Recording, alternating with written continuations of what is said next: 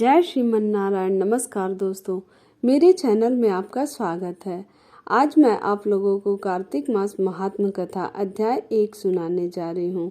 बोलो जय श्रीमन नारायण। नैमिषारण्य तीर्थ में श्री सूत जी ने 88,000 सनकादि ऋषियों से कहा, अब मैं आपको कार्तिक मास की कथा विस्तार पूर्वक सुनाता हूँ, जिसका श्रवण करने से मनुष्य के सभी पाप नष्ट हो जाते हैं और अंत समय में वैकुंठ धाम की प्राप्ति होती है।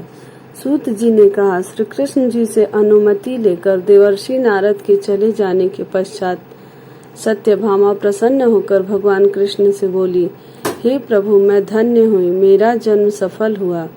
मुझ जैसी त्रैलोक्य सुंदरी के जन्मदाता भी धन्य है, जो आपकी 16,000 स्त्रियों के बीच में आपकी परम प्यारी पत्नी बनी। मैंने आपके साथ नारद जी को वह कल्प वृक्ष आदि पुरुष विधि पूर्वक दान में दिया, परंतु वही कल्प वृक्ष मेरे घर लहराया करता है। यह बात मृत्युलोक में किसी स्त्री को ज्ञात नहीं है।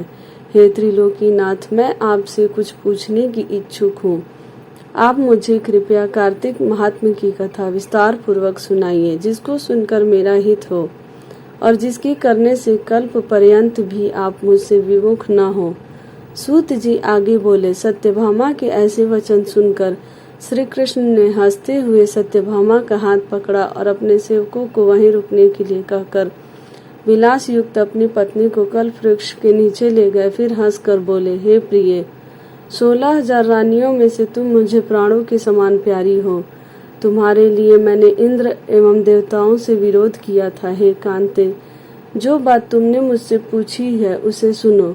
एक दिन मैंने तुम्हारी इच्छा पूर्ति के लिए गरुड़ पर सवार होकर इंद्रलोक जाकर कल्प वृक्ष मांगा। इंद्र द्वारा मना किए जाने पर इंद्र एवं गरुड़ में घोर संग्राम हुआ और गौलोक में भी गरुड़ जी गौओं से युद्ध किया। गरुड़ की चोट से उनके कान एवं पूंछ कटकर गिरने लगे, जिससे 3 वस्तुएं उत्पन्न हुई। कान से तंबाकू, पूंछ से गोभी और रक्त से मेहंदी बनी। इन तीनों का प्रयोग करने वाले को मोक्ष नहीं मिलता। तब गौओं ने भी क्रोधित होकर गरुड़ पर वार किया, जिससे उनके 3 पंख टूटकर गिर गए। उनके पहले पंख से नीलकंठ, दूसरे से मोर और तीसरे से चकवा चकवी उत्पन्न हुए। हे प्रिय, इन तीनों का दर्शन करने मात्र से ही शुभ फल प्राप्त हो जाता है। यह सुनकर सत्यभामा ने कहा, हे प्रभु, कृपया मुझे मेरे पूर्व जन्मों के विषय में बताइए कि मैंने पूर्व जन्म में कौन कौन से दान, व्रत व तप नहीं किए हैं। मेरा स्वभाव कैसा था, मेरे जन्मदाता कौन थे और मुझे मृत्युलोक में जन्म क्यों लेना पड़ा। मैंने ऐसा कौन सा पुण्य कर्म किया था जिससे मैं आपकी अर्धांगिनी हुई। श्री कृष्ण ने कहा, हे प्रिय, अब मैं तुम्हारे द्वारा पूर्व जन्म में किए गए पुण्य कर्मों को विस्तार पूर्वक कहता हूँ, उसे सुनो। पूर्व समय में सतयुग के अंत में मायापुरी में अत्रि गोत्र में वेद वेदांत का ज्ञाता देव शर्मा नामक एक ब्राह्मण निवास करता था। वह प्रतिदिन अतिथियों की सेवा, हवन और सूर्य भगवान का पूजन किया करता था। वह सूर्य के समान तेजस्वी था। वृद्धावस्था में उसे गुणवती नामक कन्या की प्राप्ति हुई। उस पुत्रहीन ब्राह्मण ने अपनी कन्या का विवाह अपने ही चंद्र नामक शिष्य से कर दिया। वह चंद्र को अपने पुत्र के समान मानता था और चंद्र भी उसे अपने पिता की भांति सम्मान देता था। एक दिन वे दोनों कुश व समिधा लेने के लिए जंगल में गए। जब वे हिमालय की तलहटी में भ्रमण कर रहे थे, तब उन्हें एक राक्षस आता हुआ दिखाई दिया।